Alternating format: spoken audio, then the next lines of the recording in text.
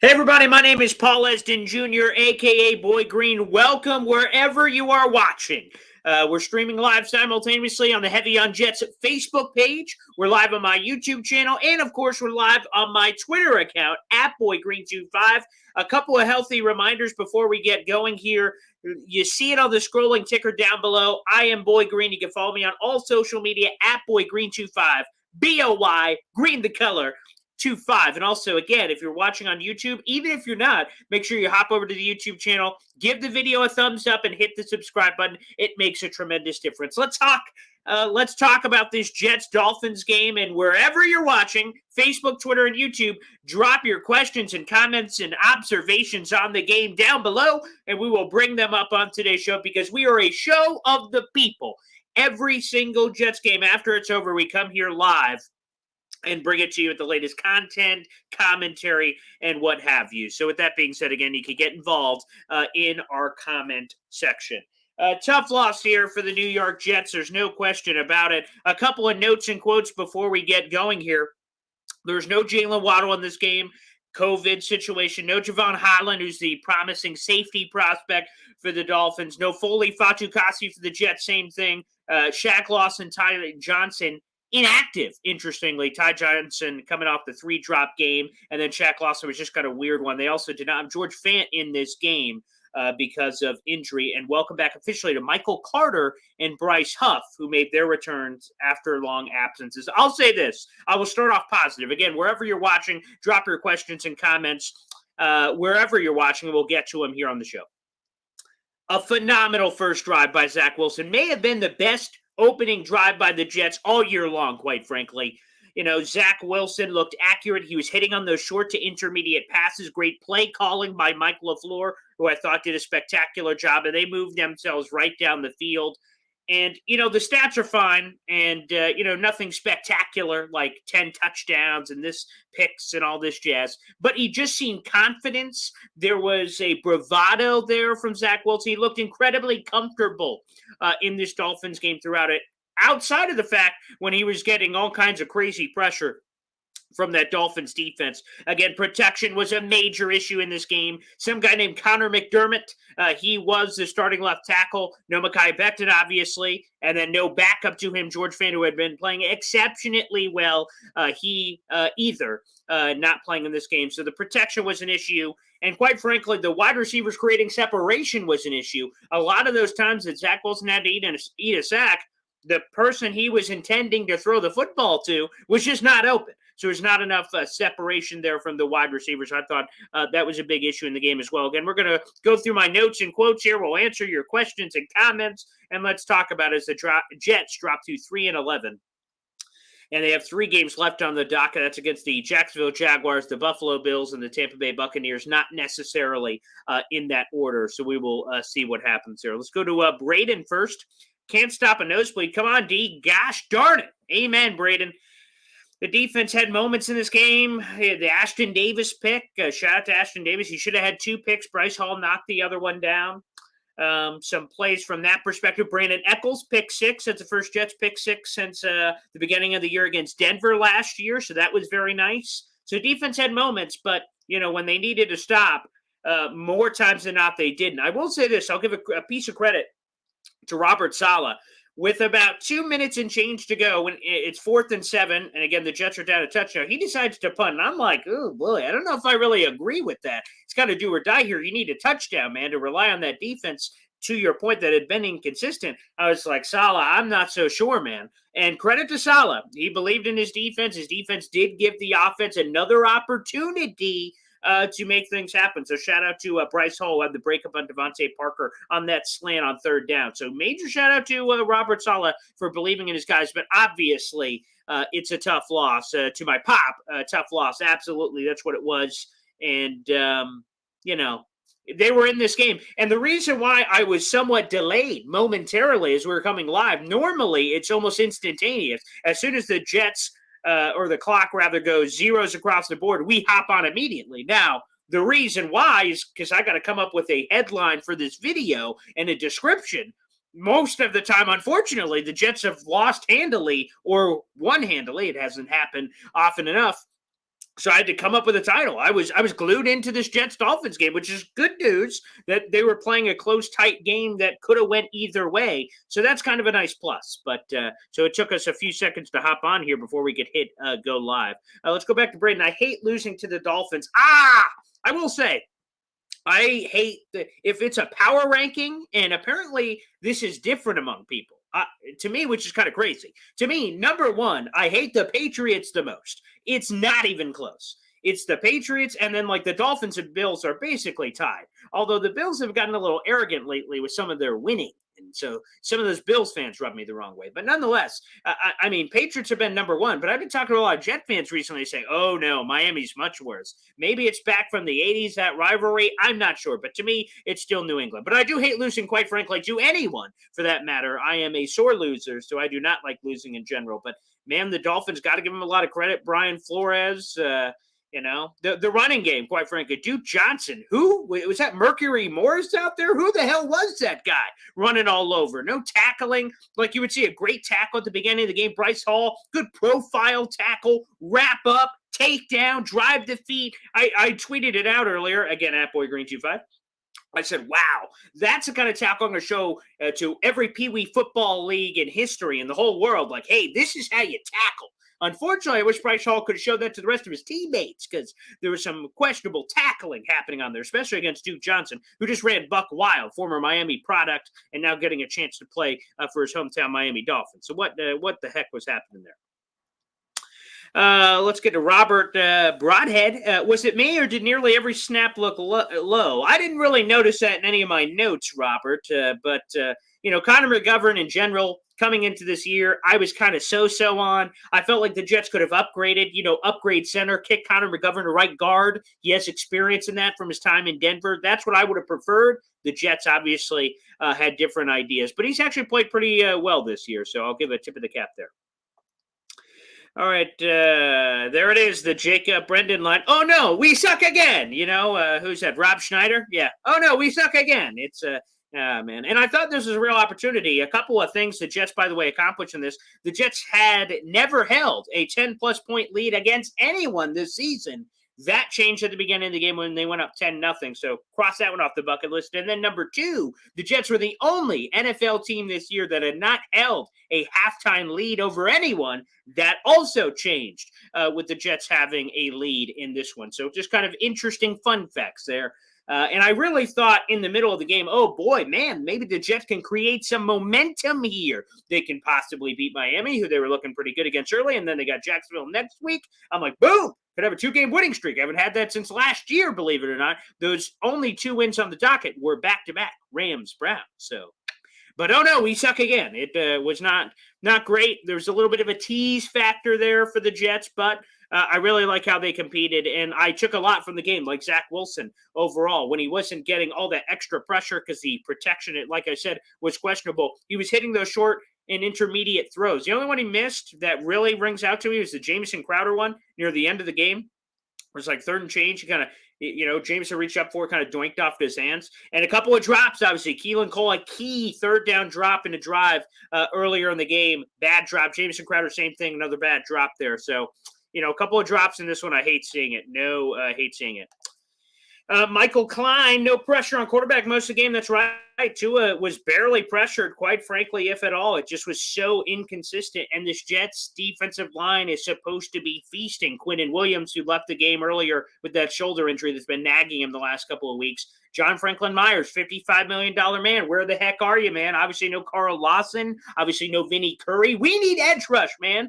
If that's not clear enough coming off of this game, we need pass rushers. You can't have enough. Give me Kayvon Thibodeau. Give me Aiden Hutchinson. I don't know if that's going to be a possibility. We'll check with the latest on Tankathon. The Lions in a surprise upset today over the Cardinals, and I believe the Jaguars ended up losing to Houston. I'll have to get the updated ones on that. But regardless, the Jets should be in that conversation. Here's how I look at it. I'm not a tanking guy this year. I'm not rooting for losses. That's not what I'm about this year. I'm all for Saleh and this group win games. I think it's good for the culture. But I will say this, is that I claim to be the most optimistic Jets fan. If you don't know who I am, again, my name is Paul Eston Jr., a.k.a. Boy Green. I do these post-game shows. I talk all things Jets all the time. YouTube, Facebook, Twitter, and all that jazz. But for me, being optimistic, I'm rooting for wins. I'm rooting for. I was on the edge of my seat saying, woo, pick six, Brandon Eccles, or whatever great play happened. But I say this, that when they lose, okay, it sucks. So we're going to talk about it. We're going to vent. I'm going to hear from all you guys. But I say, well, we have a better draft pick. That's how I look at it. I look at the silver lining. I look at it as, a motivation for the loss. So we already lost. Okay, we can all whine about it, and I want to talk about it. But I think the good thing here is that what we can do is look at the silver lining here. Well, okay, we got a better draft pick. Okay, not the end of the world. We're already eliminated from playoff contention, but I want to win football games. Like, I don't want to lose to Jacksonville next week. Who wants to lose to Jacksonville? I mean, come on, people. Anywho. All right, a bunch of Dolphins fans coming in. Dolphins emoji, Dolphins emoji, Dolphins emoji, and then fins up. I will say, Josh, congratulations. You guys will need a little bit of help to make the playoffs. But, again, go Dolphins. Good for you guys. You guys got the win. Can't really say much about it. I mean, better team won. No question about it. The Dolphins have been red hot. And I like Brian Flores. I think he's a great guy. Tua, I'm kind of hit miss on, but hey, you got to give credit where credit's due. All the guys you guys were missing, Javon Holland, Jalen Waddle, you guys found a way. You found a way. So all the credit in the world to you. Fire Sala, John Joseph, which is a kind of funny name that I could go, John Joseph! Fire Sala, what did Sala do? Come on, man. Jesus, we're in year one for Pete's sake. Let's rein it in. Let's rein it in. All right, there's some swearing here, but our team can blanking suck it. So pissed. Justin, I'm pissed too, man. They had opportunities to win this game, kind of blew it. Obviously, here's the other piece of news as I swipe that off the screen for a second. Elijah Riley, obviously the safety for the New York Jets. Scary incident, awkward collision, laid motionless on the field for a while. He was able to move his extremities, his feet, his hands a little bit. And as he was being carted off the field, I have the video up on my Twitter account. He put the fist up in the air. So thank God, thoughts and prayers. It was officially a neck injury by the New York Jets. So a shout out to Elijah Riley, who's been a great story, local kid, getting an opportunity. The Jets poached him off the practice squad from the Eagles, and a really great story. Excuse me. For Elijah Riley. So our thoughts and love should all be sent out to Elijah and his family, and hope he's okay. But again, the good news there was extremity movement, which is always scary when you get those neck, spine kind of issues. And he gave the old fist up in the air. Again, I'll reshare that on my Twitter, but that video is up there as well. Let's go to Vic James Sr. I love my Jets to death, but I'm so tired of losing. Vic, I feel you, man. Again, the Jets have been doing a lot of losing. 11th consecutive year of missing the playoffs. I believe 6th straight year of a double-digit loss season, because the last winning season, quote-unquote, was 2015. Obviously, they didn't even make it to the playoffs in that year. It's been tough, man. But I got to tell you, I feel optimistic. I feel positive about Zach Wilson, the progressions, the development, the money they're going to have. Right now, they project to have around $50 million in cap space. That would rank 7th in the NFL next year. Plus, there's some more moves they can make. Cutting Shaq Lawson could save them another $9.5 million, and some other moves. Greg Van Roten, another $3.5 million there. So there's some savings they could make to add to that treasure chest. Plus, you got the 4 picks in the top 39. So I think there's positivity and optimism, but I get the losing, man. I get the losing.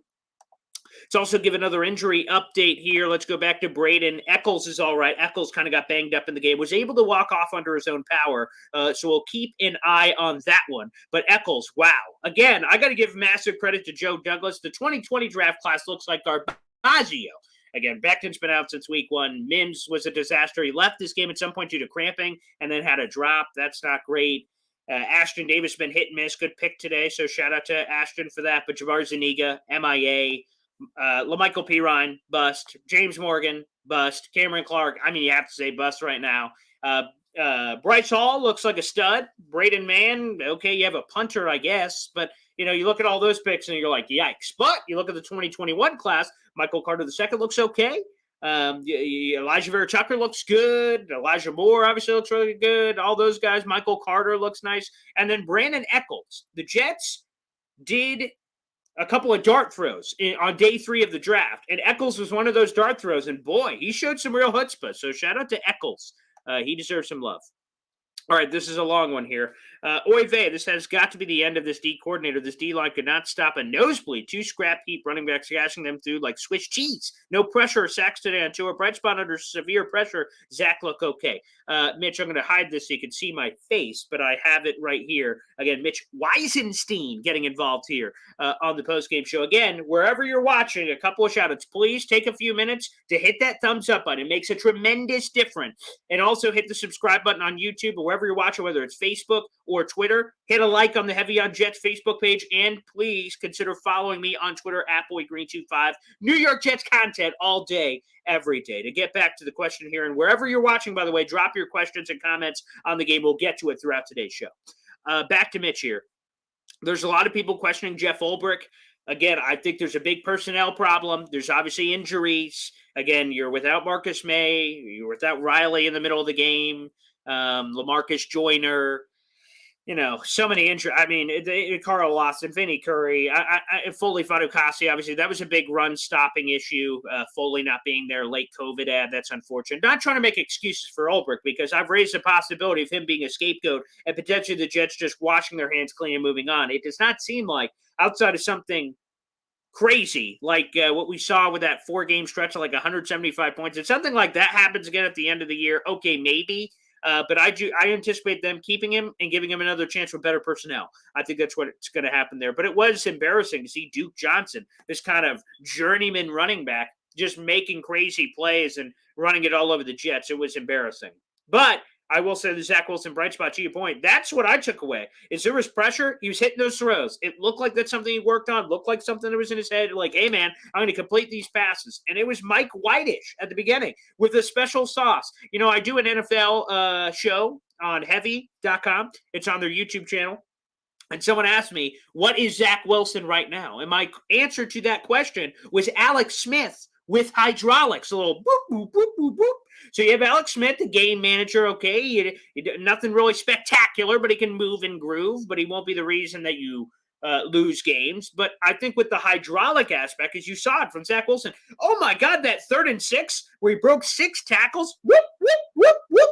I mean, that was spectacular by Zach Wilson. Look at that shake and bake. Look at that move and groove. Look at that wiggle. Okay, you could teach a dance class on ole, ole, ole. I mean, it was phenomenal. And then you go back to the trick play. Zach Wilson takes snap, throws it over to old Braxton Berrios, who throws it over back. Zach Wilson's about to get annihilated, sandwiched. All of a sudden, whoop, whoop, whoop, rolls out to the right. Oh, there's Ryan Griffin. Whoop, back across. No, no, no. Yes, yes, yes. I mean, Zach Wilson showed a little bit of that juice, a little bit of that zest, a little bit of the spectacular, if I will. And if I may. So to me, I think we got the best of both worlds there from Zach. It wasn't, again, it's not going to be on SportsCenter top 10. It won't be that kind of performance. But quite frankly, outside of the strip sack, Zach Wilson held the ball too long. Michael Carter, by the way, should have just jumped on the ball. He tried to pick it up and try to move and groove with it. Dolphins got the turnover there. So Zach Wilson held it too long. Again, you can't do that, Zach, especially with your protection. Knowing Connor McDermott is protecting at left tackle, you got the process has to be faster. But I got to say, the special plays by Zach Wilson today, where he kept plays alive and made things happen, it was borderline spectacular. Quite frankly. So that was really encouraging. Some more comments here.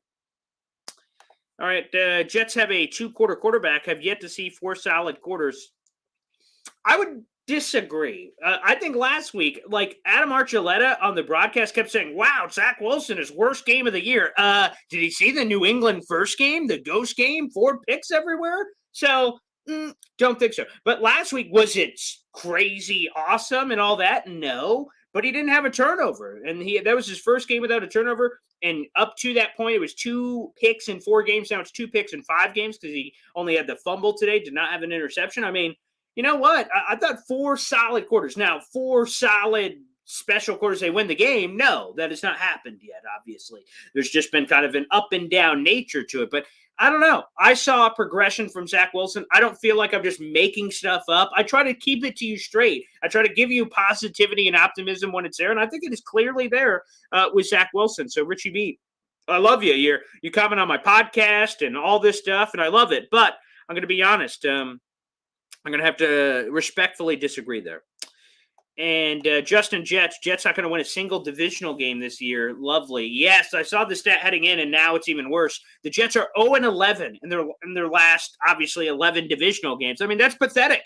Those games count as a game and a half. You have no chance if you can't beat the people you know best inside the division. It's pathetic. It's embarrassing. And again, the only other one remaining is Buffalo, and they're certainly going to need that. Because New England obviously lost yesterday, which, by the way, I love drinking New England Patriots fans' tears. That makes me feel better. But Bills won emphatically today against Carolina. New England loses on Saturday night. They're playing for the division next week, so 100% super huge important game to Buffalo. But it does not look like, outside of a crazy surprise, that it's going to happen, which is super disappointing, I will say, personally, Justin Jets. Back to Justin Jets. On a positive note, it's actually best for this team's future for Dolphins, Bills, Pats win so they can worst draft pick and us to lose so we can get one of those pass rushers we need to lose to the Jags. Again, Justin, I said it earlier. I'll repeat it again. I will not be rooting for losses this year, but I hear your point. Again, the two big pass rushers in this year's draft, and you guys, obviously, as Jet fans, will become more familiar with that as we go on. Kayvon Thibodeau, the super talented guy out of Oregon, and then Aiden Hutchinson from Michigan. One of those two are probably going to go bang, bang, 1, 2, first and second overall, respectively. The highest the Jets can probably get is the second overall pick, unless the Lions go on some crazy winning streak, which, by the way, they won today. Shout out to all the Detroit Lions fans out there. So the highest, realistically, the Jets could probably get his number 2 pick, no matter what combination of things happen. And if you do, you're going to get one of those pass rushers, and I think that's so important, especially in a draft like this. Right, if you could kind of play God and do whatever you want, I would love one of those pass rushers. That'd be great. Every mock draft, I would put it in there. So no question about it. We will see. It is probably best for the team's future, but I think wins are also important, especially early on in a program. This is year number 1. Again, let's keep going through comments here. Wherever you are, you can drop comments. Duke, there you go, Josh. Again, I'll give it to you.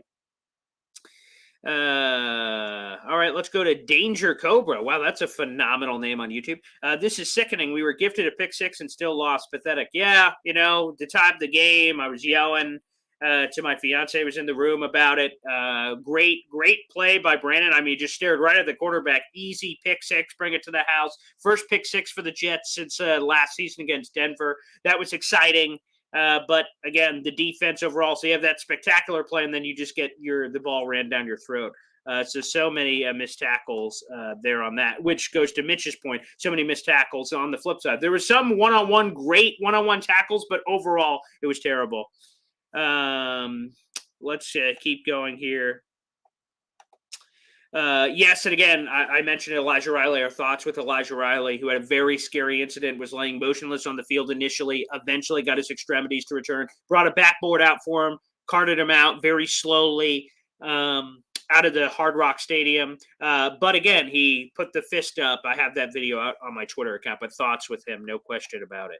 All right. Let's go to Ryan Balake. I don't really understand why our offense was so ineffective in the second half. Where were the screens and rollouts that were present in the first half? Good question. I think part of it was an adaptation of the fact the protection was super questionable, and we saw that in spurts, both in the first half and second half, where it didn't work, where there wasn't a good block. Like Ryan Griffin was supposed to come on this naked boot where he kind of chips Van Ginkel, and he didn't horribly, and Zach Wilson had to kind of run all over the place and dump it off and throw it away. So I think the pressure was too much of an issue, not enough protection. They brought extra guys to block in, whether it was Michael Carter, whether it was Ryan Griffin to chip, and they still, despite the chipping, did terribly. So I think that's part of the reason as well. And a couple of drops didn't help either.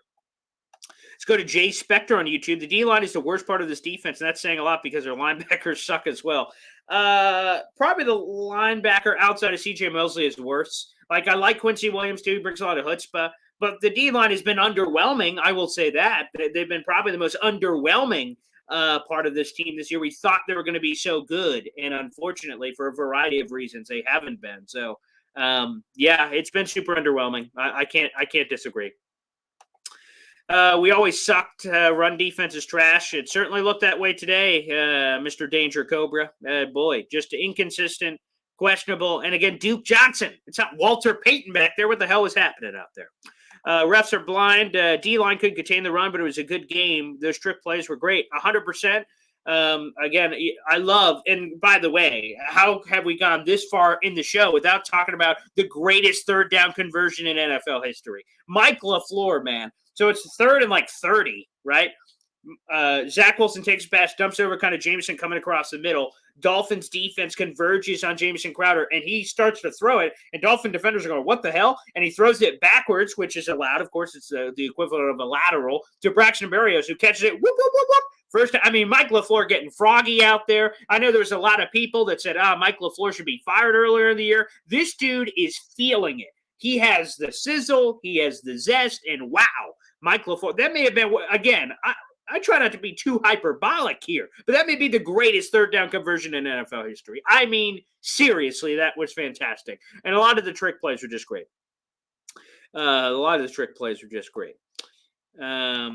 Let's go. Jets D needs to stop the run. End of story. Another week, another 100-yard rusher. Again, the Dolphins hadn't had one in a long time. That's, again, pathetic. It's just...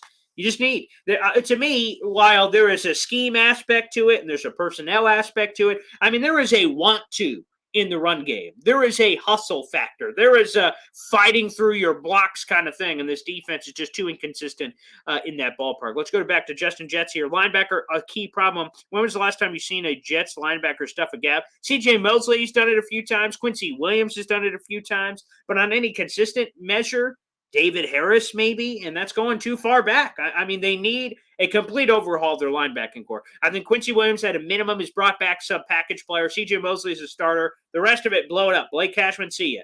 The project linebackers like Hamza and Jamian, rotational special teams guys. You just need to blow up the position entirely. Jay Spector, 200 plus rushing yards by a team averaging 79 per game. All the rushing was between the tackles, not outside. Yeah, they just put it right up the beefcake. And again, I think Foley missing was a big issue there, but not great. Not great at all. I won't bring this comment up because it'll take up the entire page, but from Brian Farrell on Facebook, I feel expected worse from this team than what we got today. The offense started well, but was inconsistent, which should be expected with a backup tackle and two receivers out. The defense, however, can't tackle a tackle dummy. They give up 100 yards to Joe Biden on the ground. The Finns spotted us 10-point lead and a pick six to get back in it. We still couldn't get the win. That's on coaching. No adjustments coming out in the second half. Wow, there's a lot to unpack there. I will say the offense, think about it, and that's also part of the trick plays. Like people were saying, why so many trick plays? Well, your top two receivers are out, Elijah Moore, Corey Davis, so they're out. Your starting left tackle's out. Your backup starting left tackle is out. You just got Michael Carter back, but he's been gone for games. So, you're missing so many pieces. You have to do something to try to make up the difference. So, again, there was a lot there. So, just to explain that to a lot of people who were asking about all the trick plays, but again, refs are blind. I just talked about it. That lateral play was wild. That was I'm not even kidding. That was the craziest third down conversion I've ever seen. So awesome there from Mike LaFleur. And let's go to this. Ryan Balake still waiting for an entire game where both the defense and the offense play a complete game where they play well throughout. Yeah, Houston was pretty good outside of a couple of plays defensively, but offensively there was kind of, a little bit of inconsistency there. Yeah, regardless, to be honest, we haven't seen it yet. We just have not seen it yet on any consistent level. But, hey, 3 games to go, Ryan. So maybe. Let's go. Let's go to this one now. They need a run stuffy DT along with a DN. Yeah, I believe Foley is a pending free agent, so we'll have to see money-wise what's going to be happening there. So Foley I love a lot, but you can't throw too much money. It's the Damon Snacks Harrison problem. You give too much money to interior pressure like that. Again, they need to provide a pass rush if you're going to throw that kind of money around. So, Mitch, Dolphins fans talk like they're Super Bowl contenders right now. Hilarious, yeah. The Dolphins have been pretty, again, I think Patriot fans are the worst. I've already said that. Bills fans have gotten arrogant over the years with their recent level of success. That's kind of annoying. And then the Dolphins every once in a while kind of, they're probably third worst out of all of them, to be honest with you. But, I mean, they're getting up there. I saw a lot of Dolphins fans going, Super Bowl. I'm like, what the hell? Make the playoffs, huh? Because last year, 10-6 did not make the playoffs. So join the line. We did that in 2015. All right, let's see. Line was terrible, and wide receivers never seemed open. Again, that was one of my biggest problems with the game's twofold. First off, protection. Obviously, that was a disaster on any consistent level. And the wide receivers weren't creating separation, so Zach Wilson had to hitch and hold the ball longer, sacks, and all the pressure that happened there. Brian Pertel, we need a weapon so bad, not having more is killing us. That's why I'm a huge advocate of grabbing a receiver with the Seattle pick. Maybe Jameson Williams out of Alabama, or I saw Connor Rogers had his mock draft out with the Arkansas receiver, Treylon Burks. So I'm all for it. More weapons, the better. You can never have enough there. So I'd be really for that if that happens. Elijah Moore, can't wait to get him back. Looks like we'll get him back for the final 2 games of the year. Let's keep going here. Braden, the offseason can't come soon enough. I love the offseason. I'm a big draft guy. I'm a big team building guy, but I will say there's nothing like the games, man. There's nothing like the CBS music hitting and I'm running through my house going, let's go, to no one. There's nothing quite like that. These games are what we kind of all strive for, but I do enjoy the offseason thoroughly. I love the draft. I love the speculation. I love chatting it up with you guys. Let's see. Let's see. I will just bring this one up real quick. Ryan again. Is that the big thing for me is getting healthy. We just had an unbelievable amount of injuries. Again, Corey Davis, Elijah Moore, Michael Carter, Zach Wilson got hurt, Carl Lawson, Vinny Curry, Jared Davis, Marcus May, LaMarcus. I mean, we've had so many injuries. I hope we just get a year where, the world kind of flips. I don't think it's any alarming thing like, clearly the Jets have terrible doctors or something. I don't know. It just feels unlucky, but I do hope we eventually kind of come back. Jay, LaFleur ran out of trick plays. They should have screen passed this game for 500 yards passing. I will say that, Dolphins are an aggressive team. I would have tried to do a lot more screen plays. And it almost sounds like, Jay, what you're saying is the trick plays is kind of a slight. Again, he did trick plays because he has to make up for losses. Again, missing 2 receivers, missing protection, and things of that nature. So I think LaFleur has been really spectacular, quite frankly. And refs are blind. I was impressed with LaFleur's trick plays. Never expected that at all. Again, he just does a really nice job. I thought he's been a phenomenal offensive coordinator, probably the best offensive coordinator we've had since Chan Gailey in 2015, although that may not be saying much. We've had some stuff. All right. This is just a process, a rebuild. Yes, it is, Adam. No question about it. It is. It's just a process that you kind of got to just kind of commit to, and we'll see. We'll see. Jay, Zach Wilson, 107 yards passing. The first half, he was brutal. In the second half, again, how many throws did he miss? I mean, how many people were open? I don't know. Like, was he brutal? Okay, sure, I guess. But to me, I don't think so. I'm hearing what you're saying, Jay. To me, I thought there was legitimate progress from Zach Wilson. I'm cool to fry him when he makes a stupid play. He didn't really make many stupid plays today, quite frankly. He had one ball that could have been picked off. I thought it was tipped at the line of scrimmage, but, I don't know, guys. I don't know. Back to Ryan. How do you stay so upbeat and confident with this team, Paul? I just see efforts like this. I feel like we are cursed to be let down so more often than not. Ryan, I'll tell you this. I feel like, and this is just now I'm going to get into this motivational speech life PSA. But to me, you can't control the hand that you're dealt. Sometimes in life, we're all going to be dealt, and I'll just take this off the screen real quick, is that we're dealt shitty cards in life, right? Some kind of trial or tribulation happens in our life, or taking it to sports, where bad things happen. I can't control the hand that I'm dealt. I can't. Everyone's going to get a different hand dealt to them, and it just kind of is what it is. It's what the gods provide. But what you can control is your attitude for those. And to me, I try to attack life with zest. When people ask me, how are you, Paul? People in the hallway, hey, Paul, how are you? Or you or Ryan, Jay, any of these guys. And you just go, nothing much. You? That's a normal response. For me, when people ask that question, I go, I'm phenomenal. I woke up this morning. That's good for me. I woke up breathing. Not too bad. I try to look at glass half full. There's so many negative people on this planet. So many negative people. For me, I feel like it's refreshing to have a positive outlook on life.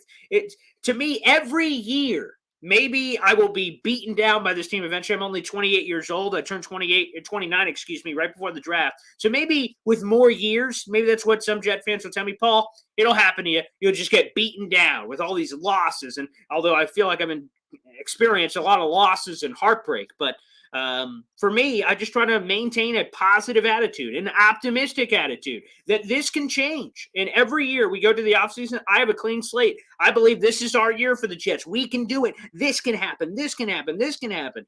And I try to share that with all of you, and hopefully you guys appreciate that perspective. Let's keep going here. Let's go through the rest of these comments. Robert Killian, that helps us get Kayvon. I am fine not winning again this season. I feel like Jet fans, unfortunately, are too in tune with the tanking philosophy that's happened over the last couple of years. To me, I turned it on basically once. It was last year with Adam Gase. I hated the Adam Gase hire. I thought if too many wins happened at the back end of the year, that there was a chance they could bring him back, and that would be horrible for the organization. So I was fine tanking. That was really the first year of my entire fandom I've been an advocate of tanking and losing on purpose so you could get better draft picks. But again, how I do it is I simply say if they lose, well, okay, silver lining, optimistic guy. Hey, the draft pick's better. If they win, I'm like, woohoo, we won. That's great. So I really, again, I'm happy either way. I'd prefer wins, obviously, but, I try to have that silver lining. I like Kayvon, man. I think he's a talented pass rusher. I think he's even more talented, higher ceiling perhaps than Aiden Hutchinson, but Hutchinson's a freak too. So I'd be better with I'd be fine with either. I won't be picky. Give me a top 2 pick. Give me a pass rusher. We'll see what happens. Let's go to Mitch. Jets are a much better offense when the tight ends are involved. They were a big part of the beginning of the game. Then, like geniuses, they went away from that. The tight ends really aren't great. I mean, Tyler Kroft had a nice couple of plays. Ryan Griffin had a nice couple of plays. Good moments from Zach Wilson. Again, evading the rush and getting the ball to his guys accurately was very nice to see. And I agree. But the problem is the Jets F themselves. If they knew tight end was going to be this important to the offense, they probably should have, invested in it a little bit more significantly than checks notes Tyler Kroft and Ryan Griffin. Ugh, disgusting. Like, give me some chutzpah, man. There's some real good tight ends. I have it on the Heavy on Jets page. If any of you guys are on Facebook, check out the article. I talked about tight ends. And there's like 7 in the top 75 free agents, like Mike Gesicki. I'm trying to think of some other ones off the top of my head. I know some are going to be disgusting to some of you, like Evan Ingram and, guys like that. But Gerald Everett's another one. There's some pretty interesting athletic tight ends. I like Gesicki. He's more a receiver than a blocker. We just saw him, obviously, against the Dolphins. But, he could be an interesting guy. Or the draft. So one way or another, get me more tight ends. All right. Let's go to Jay Spector. Only good thing today, we moved up with all our picks. Need Seattle to lose. They play the Rams. Rams are decimated by COVID, but we'll keep it. We'll see. Back to Ryan. I'm just tired of losing. I want to have more optimism to end the season on other than just having top-end draft capital. Yeah, a lot of people are sick and tired, quite frankly, me tweeting out the Tankathon update every week, and I don't blame them. And again, the thing for me, in terms of the competition, right, so put the draft stuff aside, I just want to be in the hunt graphic, like, ooh, man, and talking about it. I've wasted no breath, obviously, over the last bunch of years talking about, oh, man, here's the path for the playoffs for the Jets. Like, that conversation over by Halloween. Like, we need that to be different. We need that to be different.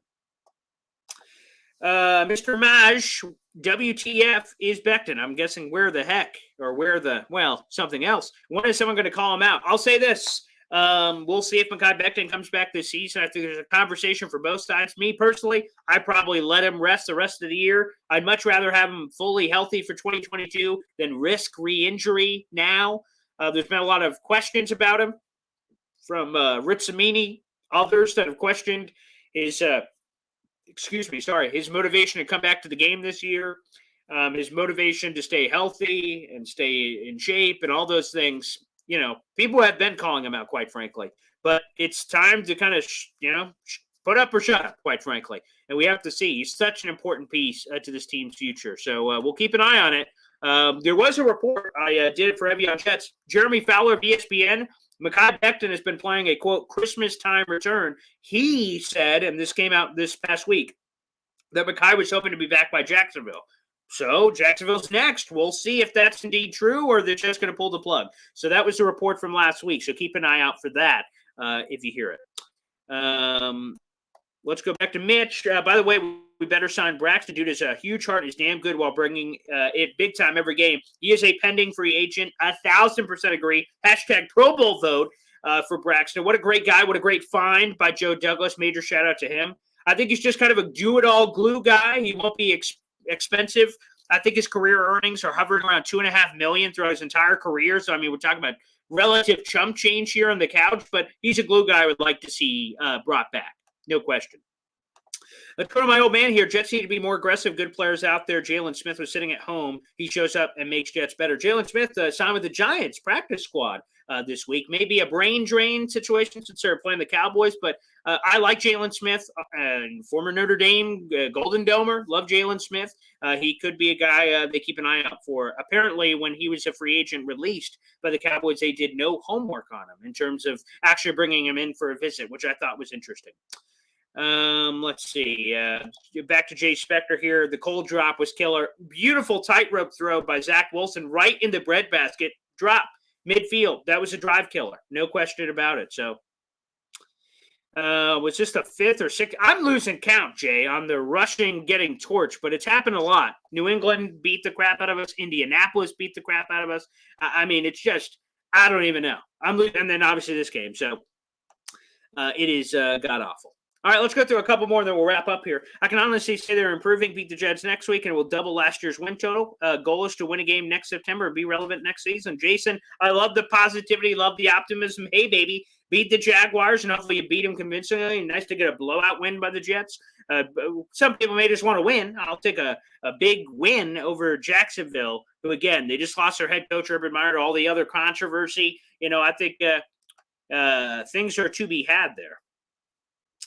All right, let's go to Ryan. I think LaFleur can truly make this offense go to another level once we have the right playmakers. Also, Mims has continued to show nothing to warrant him to stay on the team for the future. Ryan, I will have an article on that this week on a insider predicting on where he will land this offseason. Looks like he will be traded. So, guys, you may want to keep an eye out for that. So keep an eye out for that. Mims could be on the move. But it has been super disappointing. And Jay, our shitty hand as being Jet fans will make the turnaround smell like roses. See, that's what I tell myself, is every time the Jets are struggling, which, again, has happened more often than I'd like to admit, I just feel like, and people say, why are you still a Jets fan? Dude, you should have jumped over to the Chiefs or some other hot team. To me, I say that the juice will be worth the squeeze. They're losing now, but when they win the Super Bowl, it's going to be this culmination of, wow, all these years of being a Jets fan, and look at them hoisting the Lombardi. It all worked out in the end, basically, and that's what I tell myself. Let's go to Ryan Balake. The Jets will be better in 2022, and I'm a believer in J.D. Sala and LaFleur to turn this thing around in the upcoming season. The future will be brighter in Utah. Let's go! Jets, Jets, Jets, Jets. Yes, sir. Keep the positivity and optimism going. All right, let's go to Jason. If the Jets lose and being off was your biggest problem in life, you are blessed. Booyah, Jason. That's what I'm talking about. Optimism. And I've heard a lot of people on Trey McBride, so we'll keep an eye out for him on that. Let's go with some quick ones here. Our D-line is overrated. It sure is right now. A couple rapid-fire comments, and we'll get out of here. Not a good optic for Mosley being carried for 4 yards by Duke Johnson. No one on this team is stout at the line on a consistent basis. I won't really ride him too much for that because they ended up getting the stop on third down anyway, which gave the Jets offense another chance. But, yeah, it didn't look great that Duke's driving his feet and gets him. But mostly, C.J. Mosley's been really good. Let's go. Starting offensive line is good. When Baggett's play, they suck. Roland, that is a quick point. Everybody, a 43-minute show. It's been a while since we've had one this long, and go figure, coming off a loss. But I'll say this again. Thank you so much for tuning in. It means the world to me. All the people that contributed with comments and likes and hearts and everything I see popping up all over the screen. Again, please, wherever you're watching, stop what you're doing and hit that thumbs up button if you haven't already on YouTube. And make sure, again, you hit the subscribe button on YouTube. Show your support. I'm trying to grow the channel. We do only exclusively New York Jets content. So if you're New York Jets fans watching this, that's exactly what we provide. Again, youtube.com/boygreen25. You see that Boy Green right there? Boygreen25. That's it. Make sure you show your support. And also, wherever you're watching, Heavy on Jets Twitter account, hit the follow button, hit the like button, show your support. We love doing this for you guys. It's awesome. The engagements have been terrific. So, again, thank you so much, everybody. We'll get you ready for Jets Jacksonville next week. We'll have number 1 pick Trevor Lawrence versus number 2 pick Zach Wilson. Should have some chutzpah there. I know a lot of Jet fans wanted Trevor Lawrence last year, so there should be a lot of fun comparing the 2 rookie quarterbacks next week. All right, everybody, we'll see you later. Enjoy the rest of your Sunday.